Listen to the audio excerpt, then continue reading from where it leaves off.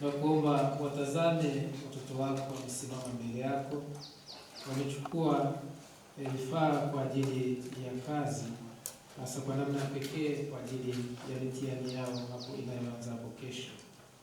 Na kuomba wewe unayenitakatifuza vitu vyote kwa neno lako, na kuomba upende kushusha baraka yako katika vyombo hivi ambavyo watoto wako wamevichukua kwa ajili ya shughuli hiyo ya mitihani, na kuomba kila watakapokuwa wanatumia kama ulivyoagiza wewe, kwa kuomba na kukushukuru, waendelee kupata ulinzi wako wa daima, uendelee kuwashushia Roho wako Mtakatifu awaangaze na waweze kufanya kadiri ya mapenzi yako, na hatimaye shughuli hiyo iweze kuwaletea matunda mema hapo baadaye, na hasa zaidi katika maisha yao ya kukufuata wewe. Wewe asili ya neema na baraka zote. Tunaomba hayo kwa njia ya Kristo Bwana wetu. Amen.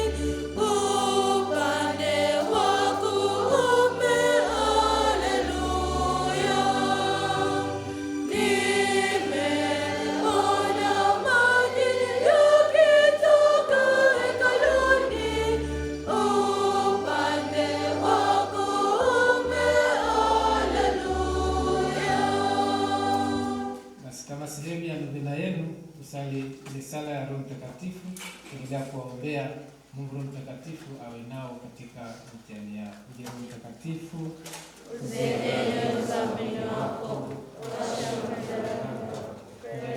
wako, vitaomba vyenu vitageuka.